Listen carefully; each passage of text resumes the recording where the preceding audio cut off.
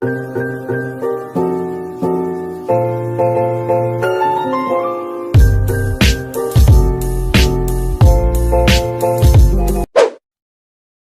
Kasmir mengatakan, rasio likuiditas adalah rasio yang mengukur seberapa besar likuidnya suatu perusahaan dengan cara membandingkannya dengan komponen yang ada di neraca, yaitu total aktiva dengan utang jangka pendek. Apa yang dimaksud rasio likuiditas? Menurut Edi Prastowo, rasio likuiditas adalah rasio yang menggambarkan suatu kemampuan perusahaan dalam memenuhi kewajiban jangka pendeknya kepada kreditor jangka pendek. Rasio likuiditas sering juga disebut rasio modal kerja.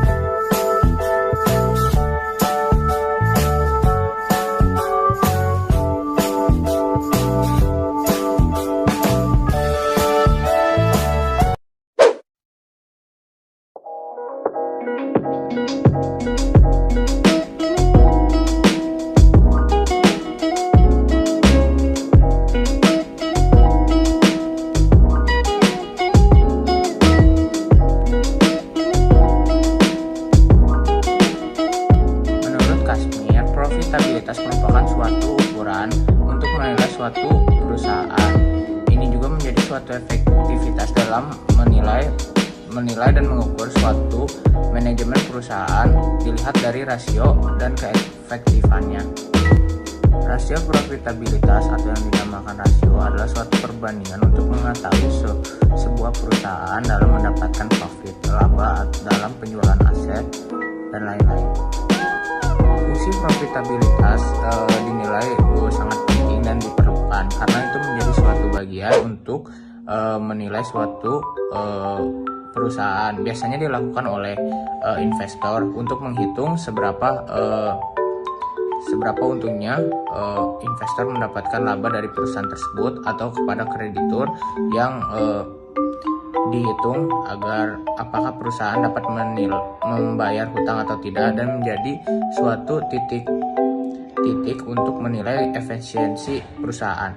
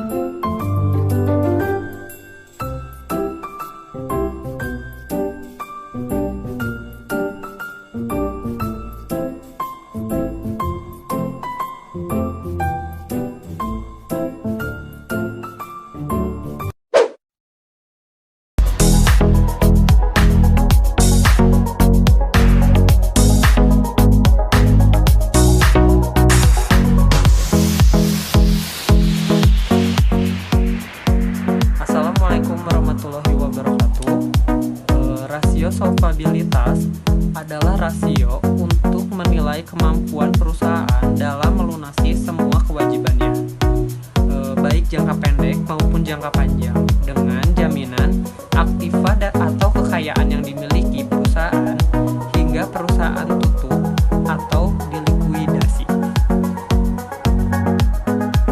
Jenis rasio solvabilitas dan rumus hitungannya. 1. Debt to equity ratio atau rasio utang terhadap ekuitas. Rumusnya, total utang dibagi ekuitas atau modal dikali 100%. Yang kedua jenisnya debt ratio atau rasio utang. Rasio utang rumusnya total utang dibagi total aset dikali 100%. Rasio aktivitas adalah rasio yang digunakan untuk mengukur apakah penggunaan sumber daya perusahaan secara efektif mendukung aktivitas perusahaan.